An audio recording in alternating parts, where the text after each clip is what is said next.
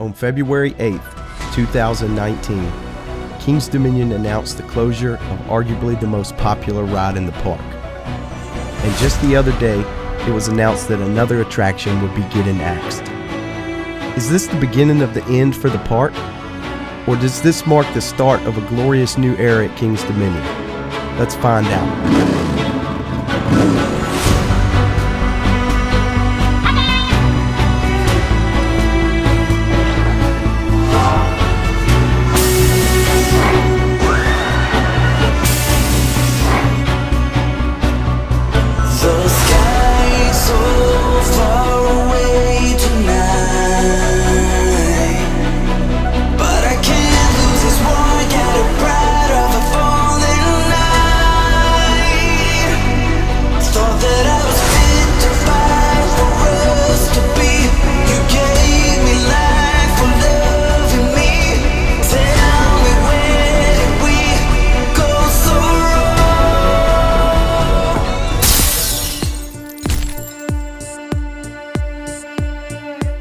In life, most of our memories are a little blurry and feature quick pops of detail. But for the most part, they lack a clear vision from the day we experienced them. And in a way, they're kind of like dreams. Theme parks, however, have a funny way of etching certain memories into our brains that years later seem as clear as they were the day we experienced them. Many of them consisting of that first drop and our arms reaching for the sky. It's these memories that make us smile just as much on our 15th trip to the park as we did on our first. Being a coaster enthusiast is a very special thing.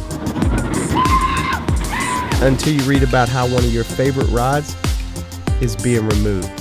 You see, in the world we live in, new things and negative things drive clicks and watch time through the roof on all the social platforms. Kinda in the same way they always have on most news channels. It's very rare for a park to announce a ride's replacement at the same time of its removal. This leads to many negative videos about the removal of the ride with little to no details about the replacement. So we in a way feel as if we're getting the short end of the stick. Having a special ride ripped away from us with no clear vision if anything better will take its place. It's not always the case, but many times it's that replacement ride that gives us the greatest of all memories.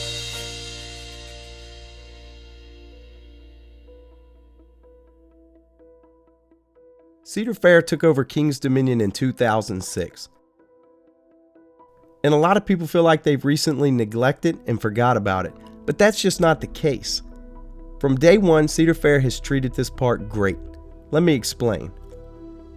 For starters, they have it looking incredible. Beautiful landscaping, and it's very clean. After the closure of Geauga Lake, the decision was made to move a few rides.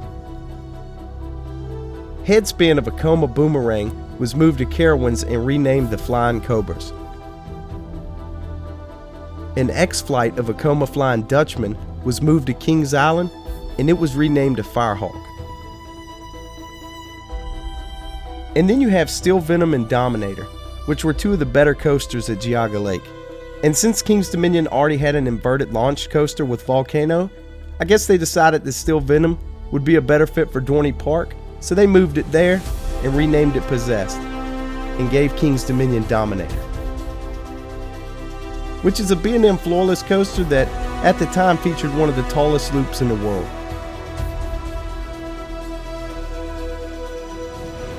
Flight of Fear had just been setting, so they made the investment to get that ride back up and running.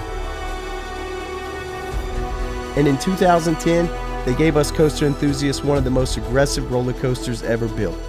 A $25 million Giga coaster that was ready to give rides on opening day that will push the limits of the human body. This drop is awesome. Wait, why is everything going dark? And my arms are so heavy. Did I just black out? That was awesome! Emptied out my soul. You've heard it all before. Honest, but I know. Left these years ago. I was young and almost still could fill the void. We don't need the past in our lives for tomorrow. Never see the end of the night filled with sorrow.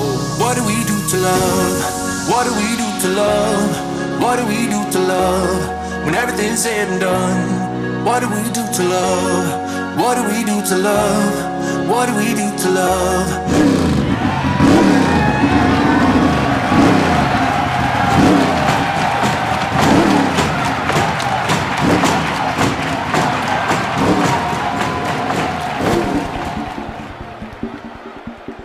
Just a year later, they would once again put King's Dominion on the map by installing Windseeker, the fourth attraction at the park to surpass the 300-foot mark, a rare feat in the industry. Shockwave was removed. However, this Togo stand-up didn't have many fans, and the park also lacked a great flat ride. So a worthy replacement was constructed in Delirium.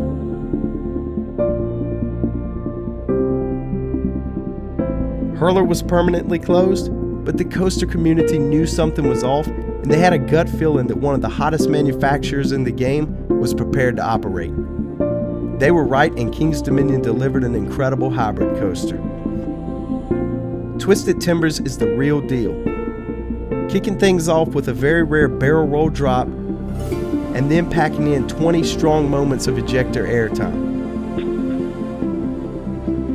From the moment it leaves the station until it hits the brake run, there isn't a single dull moment.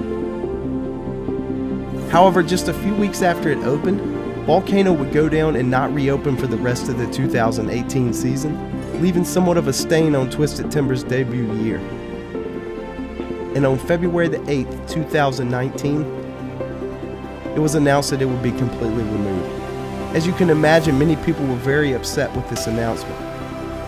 As a park regular, I can tell you that King's Dominion was committed to keeping Volcano open as long as they possibly could. Every off-season, they worked on keeping the mountain and the coaster itself in great shape. Maintenance teams basically lived at the Volcano prepared for it to go down. I'm not sure what the final straw was to remove it. However, I'm confident that if any of us were in that room when the decision was made, we would probably be much more accepting of the outcome. Then in January 2020, news broke that the Crypt was being removed. Every time I went to the park over the last few years, it rarely ever had a line. And most of the time, it was ran with more seats open than people owning. King's Dominion knows this isn't a popular ride, and you can tell that they are very excited about the future of Safari Village. This was pretty obvious in the short video they announced about removing Crypt, almost poking fun and hinting that something was on the way. So why do I think the future is bright at King's Dominion? Well, let's start with a few things that are less obvious, like the Eiffel Tower. The park just spent the past off-season stripping all the paint off and repainting it to look as good as it did the day it was built. This tower is the centerpiece of the entire park, and Cedar Fair wanted to make sure it looked great for years to come. Racer 75, formerly known as the Rebel Yell, opened with the park back in 1975. It was a very important part of the park on its first year and still continues to be to this very day. Cedar Fair knows this and invested the time and money into retracking a large portion of this coaster. And it's running the smoothest I've personally ever felt it in my life. 2 years ago, they added a restaurant, the Mac Bowl, which was an instant hit, and it was recently announced on their website they'll be opening another restaurant for the 2020 season. While Hurley was getting the RMC treatment, they also cleaned up that area of the park by adding a nice Coke refill station, some new concrete work, and a complete repainting of Ricochet along with the new name Apple's Apple. And let's not forget, they just added Winterfest to the park. This is not cheap by any means, and it just shows they are very invested in this park and the future. That was a lot of info, and I didn't even go over everything. So let's take a moment for a quick recap. They expanded the water park, greatly improved the Halloween event, and renamed it Halloween Haunt, gave us the best coaster from Geauga Lake, fixed Flight of Fear, installed a giant Ferris wheel, gave us a $20 million Giga, installed another 300-foot attraction, added Dinosaurs Alive, brought back the Singing Mushrooms, the Clock, and repainted Anaconda, added a new lighting package to the front fountains, expanded the water park again, took out an unpopular coaster and replaced it with a fantastic flat ride, retracked Racer 75, expanded Planet Snoopy, closed Hurler and gave everyone an incredible hybrid, repainted Apple's Apple, added multiple new restaurants and Coke stations, repainted the Eiffel Tower, added Winterfest, and expanded the water park again. All this while keeping the park super clean and beautiful and doing everything possible to keep Volcano open. That didn't happen, and for reasons we'll probably never know for sure. And trust me, I hate it as much as anyone.